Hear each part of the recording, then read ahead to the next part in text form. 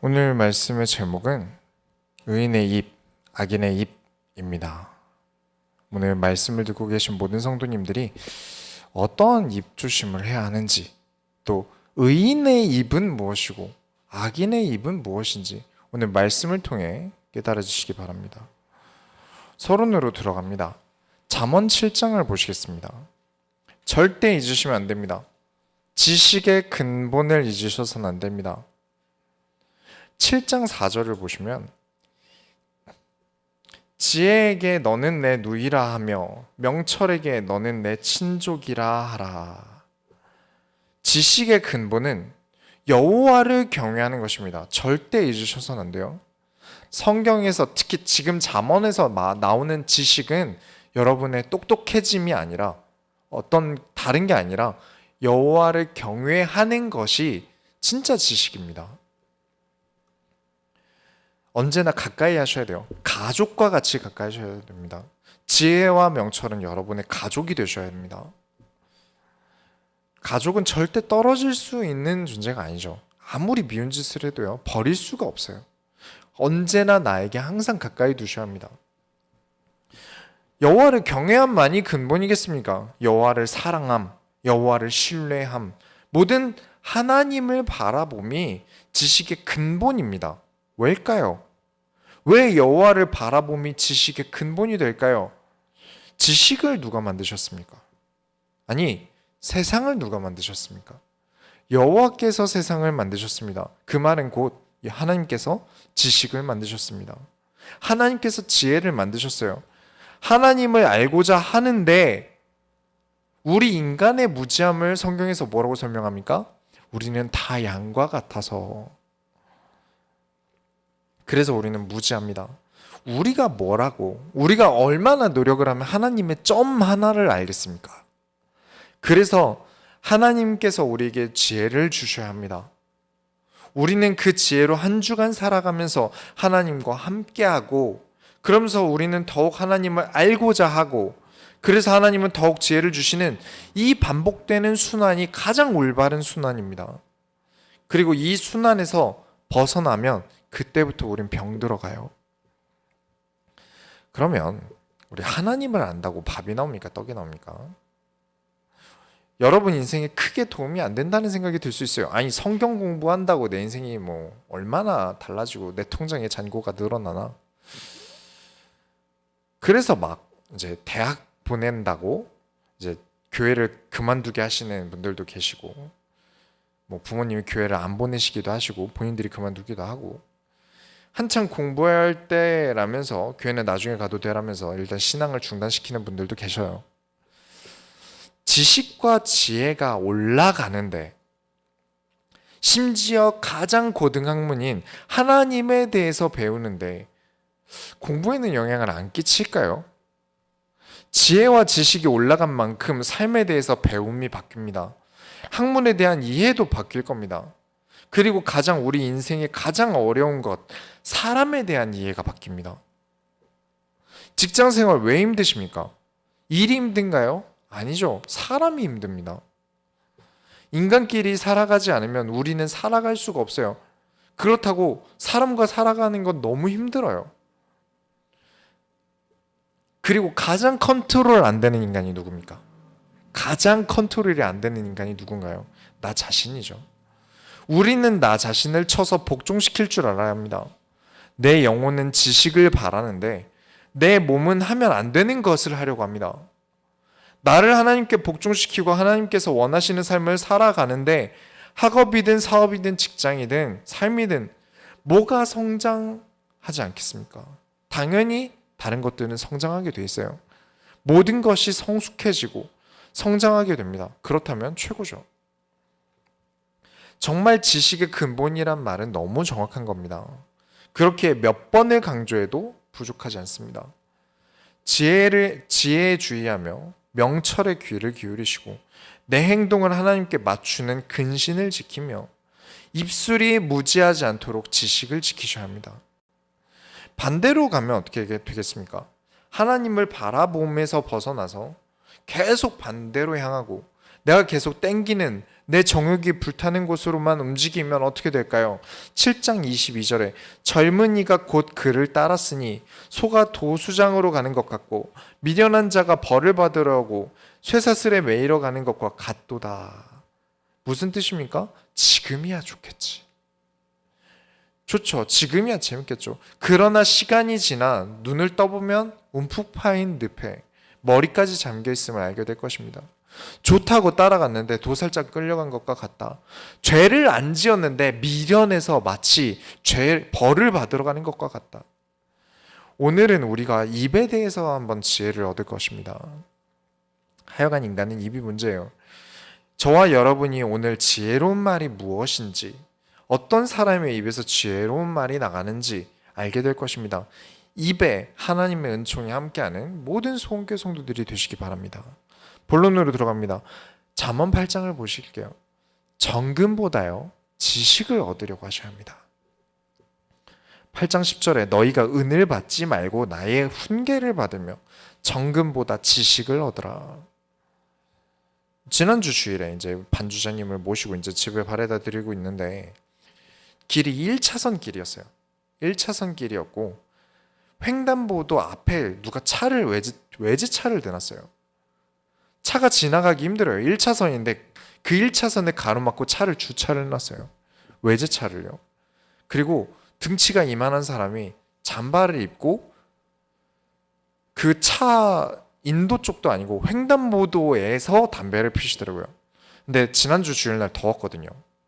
근데 잠바를 입고 있다는 건 이 사람이 문신을 하고 있을 확률이 굉장히 높아요. 그래서 반주자분과 이런 얘기를 했습니다.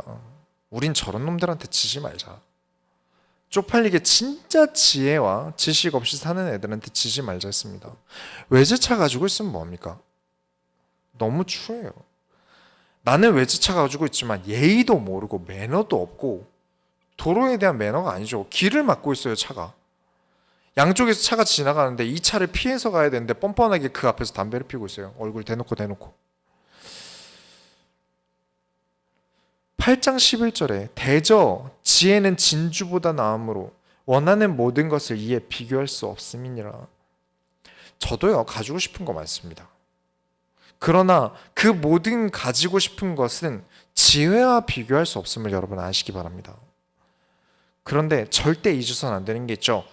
잠언에서 말하는 지혜가 무엇이라고요? 여호와를 경외하는 것이 지혜입니다. 내가 하나님을 바라보는 것과 정금, 지혜 등등 내가 원하는 모든 것은 비교가 불가능합니다. 제가 아는 아주 악한 목사님이 계셨어요. 분명히 말씀드리지만 대부분 목사님들은 선하고 좋은 분들이십니다. 아주 훌륭한 분들이에요. 경찰 중에서도 아주 소수의 악한 경찰도 있고요. 정치인 중에서도 악한 정치인이 있는 것처럼 목사님들 중에도 정말 소수의 악한 목사님들도 계세요. 사람 사는 데가 다 그렇죠. 좀 슬픈 얘기지만. 여튼 아주 악한 목사님이 한 분 계셨는데 너무 잘 나가세요. 유명해지시고요. 여기저기 강사로 부르세요. 하지만 저는 그 사람의 악함을 압니다. 본 게 있거든요. 사람을 고깃덩어리 취급하는 것도 알고요. 어떤 범죄를 저지르고 있는지도 잘 알고 있습니다. 그런데 어떤 전도사님이 저에게 그러시더라고요.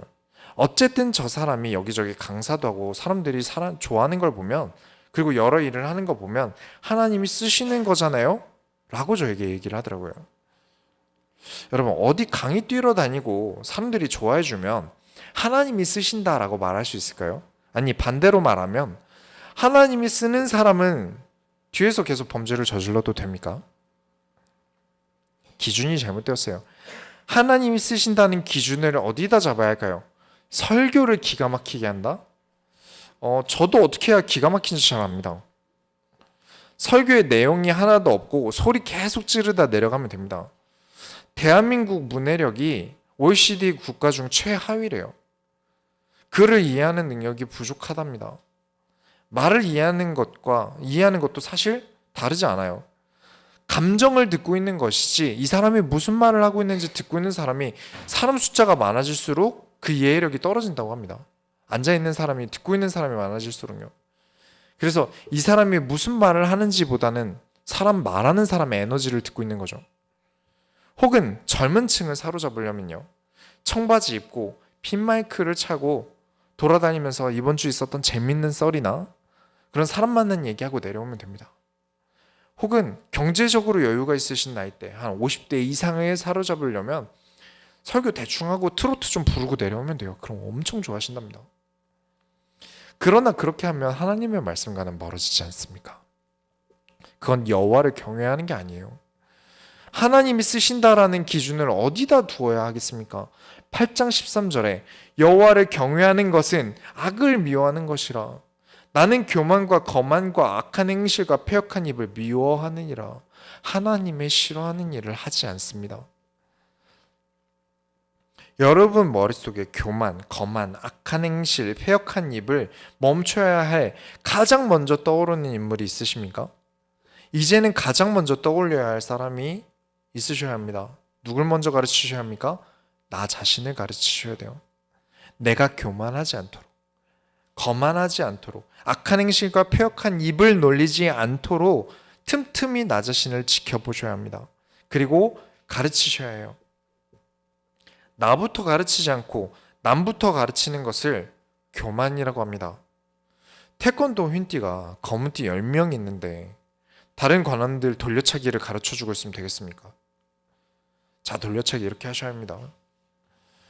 내가 어느샌가 남에게 이래라 저래라 가르치고만 있고 나는 나 자신은 변화가 없고 나 자신이 성장하지 않은 상태라면 교만하신 게 많습니다.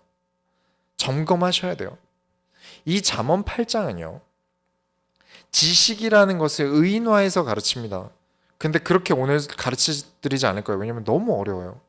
그래서 조금 쉽게 설명을 간단하게 드리자면, 여기서 지식이 무엇인지 설명하는데 이 지식은 그리스도를 설명합니다.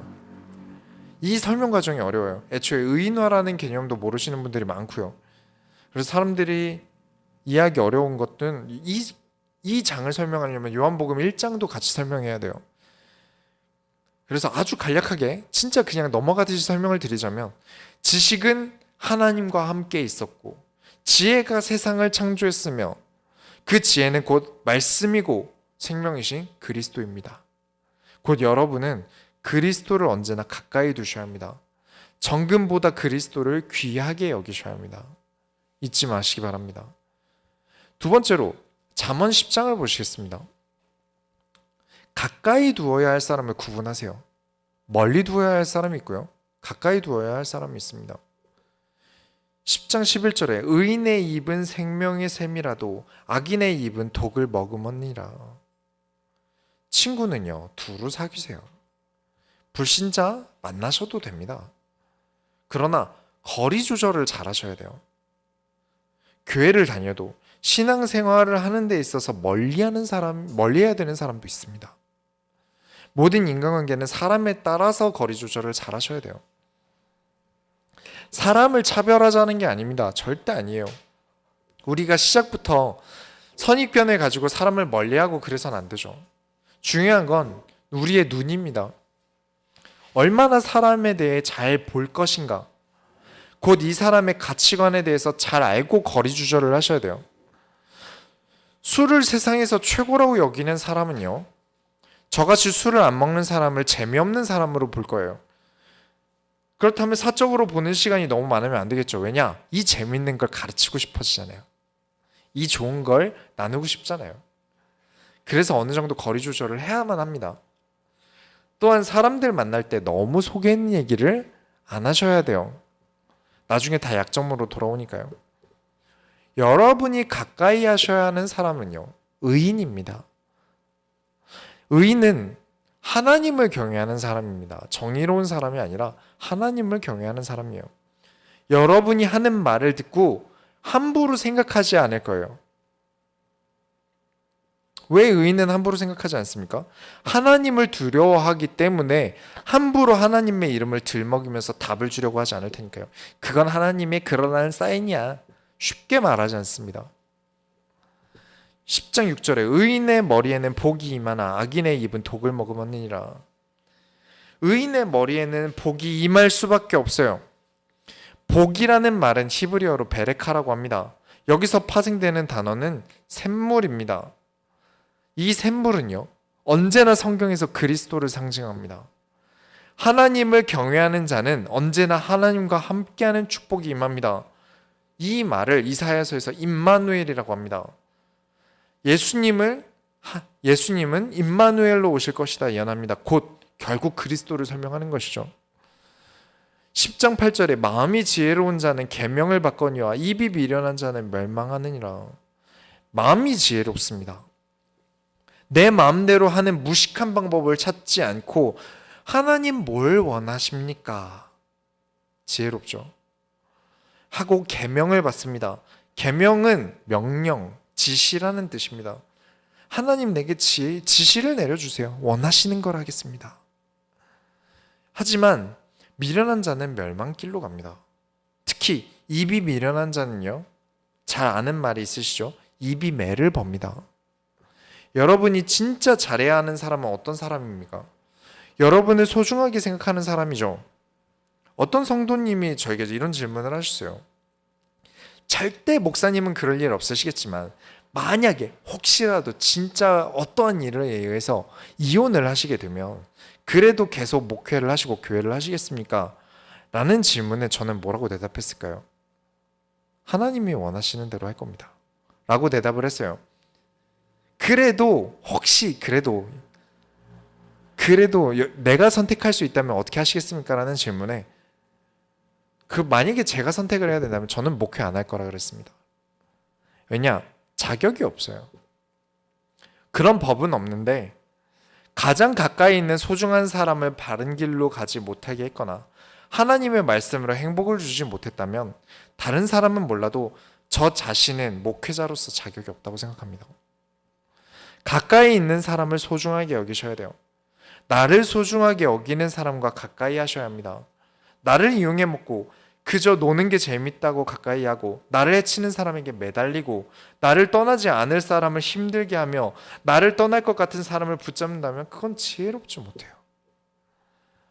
10장 11절에 의인의 입은 생명의 샘이라도 악인의 입은 독을 머금으니라. 뭐하러 생명의 샘을 옆에 두고 생명의 샘이 되신 그리스도를 말하는 의인을 옆에 두고 독을 드시겠습니까? 여러분은 어떤 사람을 가까이 두어야 합니까? 입이 지혜로운 사람, 곧 하나님이 원하시는 것을 질문하며 나아가는 사람을 가까이 두셔야 합니다. 아무 생각 없이 말을 안 하면 그냥 진짜 말을 그냥 참으면요, 누가 목을 조여오는 것 같은 답답함을 느끼실 거예요. 뭐든지 다다익선입니다. 뭐든지 많은 게 좋아요. 굳은 땅이라고 해도 일단 많이 가지고 있는 게 좋고요. 펀치 기계를 치더라도 100을 치는 사람은 30을 칠 수 있는데 30을 치는 사람은 100을 칠 수 없어요. 뭐가 됐든 빚을 제외하고는 일단 많은 게 좋습니다. 그런데 그런 점에서 하나님은 여성분들에게 정말 많은 선물을 주신 거예요. 훈련돼서 나오는 게 아니라 타고나길 생각의 다양성도 훨씬 많고요. 말의 양도 훨씬 많고요. 미적 감각도요. 왜냐? 예쁜 걸 좋아하시는. 그럼 아무래도 그런 게 더 늘겠죠. 정말 많은 선물을 주셨습니다. 일단 많은 게 좋아요. 그런 장점을 가지고 있는데 되려 의롭지 못하게 되면 어떻게 됩니까? 예전에 시편 강의 때 말씀을 드렸는데 하나님의 말씀을 옮기는 의인은 군대와 같아서 왕을 무너뜨린다고 합니다. 그렇다면 악인이 되는, 하나님께 질문하지 않고 내 마음대로 살아가는 여성들은, 하나님을 경외하지 않는 여성들의 말은 어떻게 될까요? 자녀들의 멘탈을 부순다? 남편의 정신과로 보낸다? 그걸 넘어서 교회를 무너뜨릴 수도 있습니다. 많이 봤고요.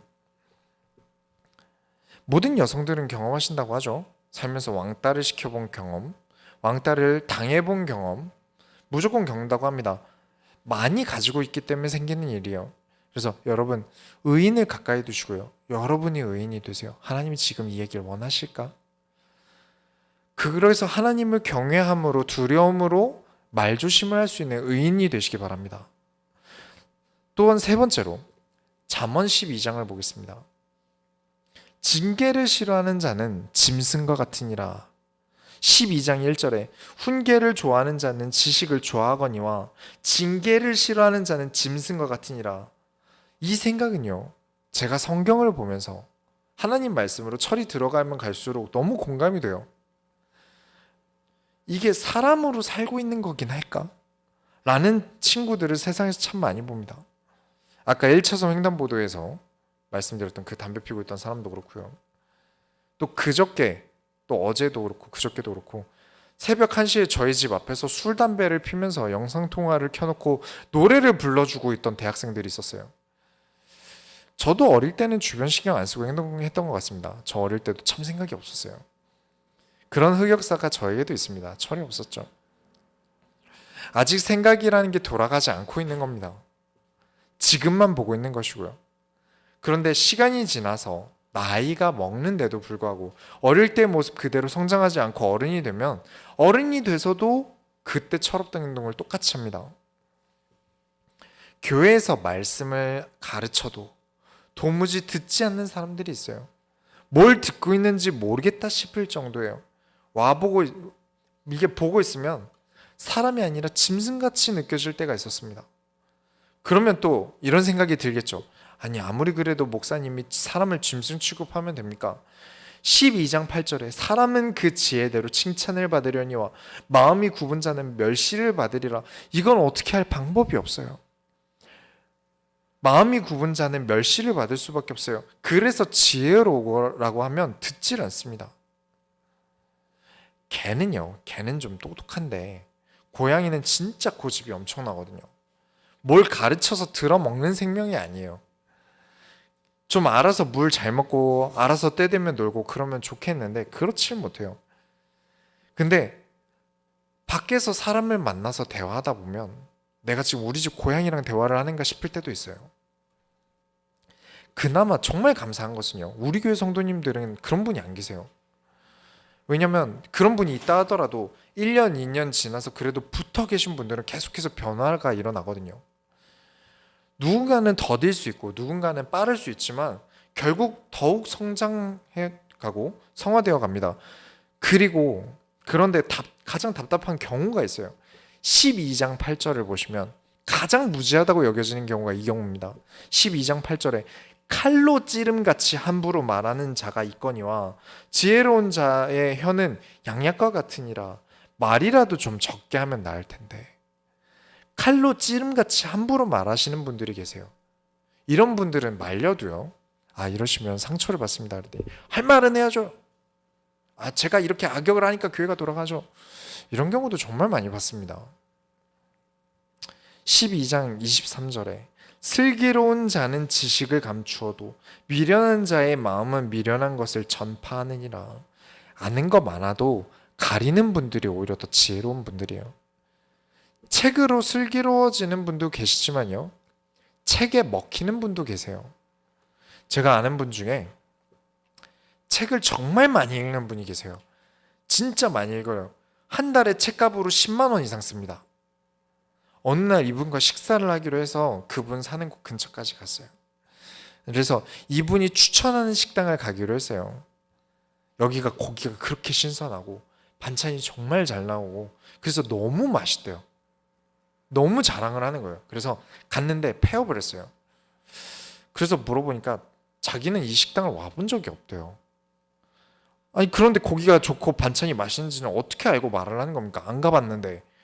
인터넷 블로그로 봤답니다. 근데 마치 가본 것처럼 얘기해요. 그런 분들이 계세요. 글로 읽은 것을 자신의 경험과 지식처럼 느끼는 분들이 계세요. 세상에 존재하세요. 마치 진짜 맛본 것처럼요. 경험을 버리고 책만 지식으로 가지려는 경우에 이런 실수를 하게 됩니다. 책만으로 되는 게 아니라 책과 지식은, 경험은 같이 가야 돼요. 또 어떤 신학자분이 저에게 이런 얘기를 하시더라고요. 교회의 음악은 잘못되었다. 세상 음악은 절대 들어서는 안 되는 거고 교회의 기타나 밴드를 가지고 오는 건 완전 사탄에게 교회를 뺏긴 것이다 라고 얘기를 하시더라고요. 이런 말이 얼마나 잘못된 것인지는 시편 때 다 말씀을 드렸습니다만, 그래서 넘어가고, 어쨌든 교회는 어떤 음악이든 할 수 있어야 됩니다. 이건 일단 넘어가고, 이분은요 자기 지식에게 먹힌 거예요. 목회를 안 하고 신앙만 하신 분이셨어요. 그래서 문제가 된 거죠. 교회에 락음악을 하는 새신자가 오면 락음악 그만두세요.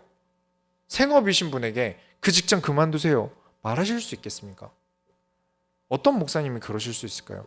뭐 무당이니 스님이니 해서 오신 분들은 다 그만두라고 하시겠지만 음악을 하다 온 건데 그만두라고 하시겠습니까? 요가 선생님이 만약에 새신자로 왔어요. 그러면 어느 목사님이 요가 그만두세요라고 말할 수 있겠습니까? 지식만 가지고 목회 경험이 없으시니까 지식만 가지고 말씀을 하시게 되는 거예요. 그러다 보니까 함부로 칼로 찌르는 말을 하게 됩니다. 여러분 지혜롭게 말을 하시게 되시기 바랍니다. 결론으로 들어갑니다. 다 잊으셔도 됩니다. 그 앞에 있던 얘기 다 잊으셔도 돼요. 결론만 기억하시기 바랍니다. 사실 이 이야기를 하기 위해서 이 어려운 이야기를 넘어왔어요. 의인됨의 깊이를 이루셔야 합니다. 빌립보서 2장을 한번 펴볼게요. 신약에 빨간색에 보면 빌이라고 써 있는데 결국 의인의 말이라는 건요, 하나님을 의식하고 경외함으로 살아가는 조심조심하는 말을 하는 사람입니다. 빌립보서 2장에 보면 구원을 이루라라는 말이 있어요. 이 말을 보고 우리는 구원을 안 받았을 수 있겠구나, 혹은 내가 신앙생활을 하다가 죄를 지으면 구원이 떠날 수 있겠구나 라는 식으로 많은 해석들이 생겨요. 그렇다면 우리가 그리스도께 받은 구원은 불완전하다는 것일까요? 그리스도께서 이루신 십자가의 구원은 아직 불완한가요? 그래서 성경을 구절 하나 단어 떼서 보면 안 된다는 겁니다. 빌립보서 2장을 보면 오늘 우리가 본론에 보았던 모든 일들이 있어요. 교회 내에 갈등이 있었나 봐요. 마음이 하나가 안 되고 사랑이 없고 다투고 자꾸 허영으로 나대고 누가 더 나은가 견제하고 자꾸 그러는 거예요. 그래서 그러지 좀 마라 하고 보냈던 게 빌립보서 2장이에요. 그건 미련한 짓이다. 악인들이 하는 짓이다. 그리스도를 아는 자가 되어라. 그리스도께서 너에게 어떻게 하셨냐? 하나님께서 원하심으로 예수님은 낮아지셨다. 십자가에 박히셨다. 그런데 온 땅에 복종하는 이름이 되었다. 그러면서 빌립보서 2장 12절에 그러므로 나의 사랑하는 자들아, 너희가 나 있을 때뿐 아니라 더욱 지금 나 없을 때에도 항상 복종하여 두렵고 떨림으로 너희 구원을 이루라. 두렵고 떨림으로라는 말은 너희가 구원이 언제 떠날지 모르니까 두렵고 떨면서 살아라, 이 말이 아니라 여호와를 경외하는 마음으로 보셔야 합니다. 이스라엘에서 말하는 지식이 이거니까요. 두렵고 떨림은 여기서 나오는 거니까요. 이게 하나님이 원하시는 게 맞을까? 라는 고민을 가지셔야 합니다. 그렇다면 구원을 이루라는 말은 무엇일까요? 여러분, 팝의 황제가 누굽니까? 마이클 잭슨이죠. 그러면 이 마이클 잭슨의 음악은 전부 엄청난 테크니션들이 참여한 앨범일 거예요. 그런데 이 마이클 잭슨 팀의 베이시스트 분이 여성 할머니셨어요. 엄청난 테크닉을 구사하는 분도 아니셨어요. 그런데 엄청 정갈하고 깊이 있는 소리와 균형 잡힌 세션을 해내셨어요. 그냥 베이스 치는 사람을 넘어서요, 베이스 잘 치는 사람을 넘어서 베이시스트라는 말을 얻으려면 그만큼의 깊이가 있어야 합니다. 일반인과는 다른 무언가가 있어야 돼요. 그만한 철학이 있어야 됩니다. 어디를 누르면 도가 나온다, 레가 나온다, 그 정도가 아니라 베이스란 건 무엇인가? 어떤 나무에서 어떤 소리가 나고 이런 음악을 할 때 이런 베이스를 쓰고 이런 장르에 이런 연주를 하고 이런 깊이가 있어야 돼요. 조금 더 이해하기 쉽게 말씀을 드리면 제가 누군가에게 레고를 받았다 칩시다. 레고를 받았어요. 저는 레고가 있는 겁니다. 그러나 아직 뭘 만들지 않았어요. 작품으로 완성하지 못했습니다. 그러면 이루어가야죠. 우리는 구원을 받았습니다. 그러나 우리는 영원토록 구원받은 자의 깊이를 만들어 가야 합니다. 계속 이루어 나가야 돼요. 구원이란 것은 무엇인가? 이루어 나가야 합니다. 그래야 구원받은 자 소리를 듣습니다. 나는 구원을 받았는데 삶이 전혀 아니에요. 저건 구원 못 받았을 거야 하는 짓을 보면서 사람들이 저건 구원 못 받았을 거야, 저게 무슨 구원받은 사람이야, 그런 말을 듣겠죠. 미련한 자입니다. 의인이 될 수 없어요. 그러나 의로운 자가 되면 사람들은 알게 되겠죠. 구원받은 사람, 구원을 이루시기 바랍니다. 구원을 일궈낸 사람, 곧 잠언에서 말하는 의인이 됩니다. 그 의인은 시작하게 됩니다. 2장 13절에 너희 안에서 행하시는 이는 하나님이시니 자기의 기쁘신 뜻을 위하여 너에게 소원을 두고 행하게 하시나니, 우리 교회 핵심 구절입니다. 알고 계시죠? 구원을 이루라는 말은 여기까지 와야 이해가 간 겁니다. 내 뜻이 아니라 하나님의 기쁘신 뜻을 위해, 하나님이 나에게 주신 소원을 위해 살아가는 의인, 이 사람이 우리 소원교회 성도입니다. 그 사람이 말을 가려서 할 수밖에 없습니다. 내가 하고 싶은 말 하고 싶어서 입이 근질거리는 게 아니라 하나님이 원하시는 건 뭘까 생각하면서 말을 합니다. 진짜 똑똑한 사람은 자기 지식을 자랑하는 게 아니라 어떻게 운영할까를 고민합니다. 전체를 보죠. 내 지식을 자랑하려고 입을 놀리는 게 아니라 이 그룹을 어떻게 지속할 것인가, 어떻게 이 운영을 해서 수익을 낼까 등등 고민을 합니다. 어린 친구들의 이해를 좀 돕자면, 게임을 하는데 어떻게 해야 키를 많이 먹을까를 고민하는 게 아니라 게임을 어떻게 해야 승리로 운영하는가를 고민하는 사람이 게임 잘하는 사람이에요. 그 사람이 진짜 똑똑한 사람이죠. 운동을 해도 내가 얼마나 잘하는지 보여주마 라는 사람은 운동을 잘하는 사람이겠죠. 새로 들어온 관원들의 재미를 느끼게 해주기 위해서 받아주기도 하고 때로는 힘들게도 하면서 사람이 성장할 수 있게 해주는 사람이 똑똑한 사람이에요. 사람이 늘고 잘하는 사람도 생겨나야 나도 계속 재밌게 운동을 할 수 있고 운영도 안전하게 될 수 있으니까요. 그렇게 의인으로서 살아가는 사람, 하나님 나라의 운영을 아는 사람, 하나님이 원하시는 것을 위해 지혜를 발휘하는 사람은 어떻게 됩니까? 2장 15절에 이는 너희가 흠이 없고 순전하여 어그러지고 거스르는 세대 가운데서 하나님의 흠없는 자녀로 세상에서 그들 가운데 빛으로 나타내며. 우리는 다 흠이 있는데 사람들은 도무지 그 사람에게서 흠을 찾을 수 없다. 그렇죠? 말하게 될 것입니다. 마치 섬광탄이 터지듯 세상에 가장 밝은 빛인 하나님이 드러나는 삶을 사니까 사람들 눈이 멀어버려서 나에게서 흠을 찾을 수 없게 돼요. 2장 16절에 생명의 말씀을 밝혀 나의 다름질이 헛되지 아니하고 수고도 헛되지 아니하므로 그리스도의 날에 내가 자랑할 것이 있게 하려 함이라. 계속 하나님이 빛으로 있을 수 있도록 내 발의 등이 되시는 생명의 말씀을 계속 밝히고 그 말씀을 들고 밝혀 달려나가고, 그 결과 하나님께서 나를 부르실 때 심판대 위에서 나의 생명책이 열람될 때 쪽팔린 삶이었다. 어떻게 이렇게 짐승과 다를 바 없는 삶을 살았냐? 가 아니라 정말 하나님의 소원을 향해 달려가다. 하나님의 말씀으로 살아왔다라는 큰 포상을 여러분이 받게 되셔야 합니다. 이게 소원교회의 기본입니다. 그래서 소원교회가 시작할 때 무엇을 가장 말씀드렸죠? 입을 조심할 것을 당부드렸었어요. 구원을 이루세요. 멋지게 이뤄나가세요. 내 인생을 하나님 앞에 멋있게 만들어 드리세요.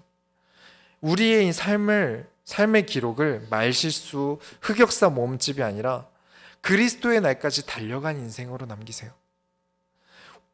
우리가 받은 구원이 얼마나 멋진지 세상에 보여주세요. 혹은 세상이 알지 못하고 내가 간다 하더라도 그 생명책에는 하나님 앞에서 내가 하나님 앞에서 하나님의 소원을 이루기 위해서 달려나간 기록들이 멋있게 남겨있게 되길 바랍니다.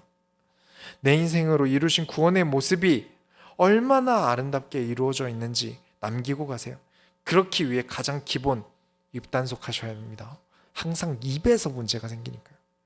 하나님 나라의 일을 여러분의 입으로 자꾸 그르치지 마세요. 여러분은 하나님 나라의 국가 산업을 하고 계신 분들입니다.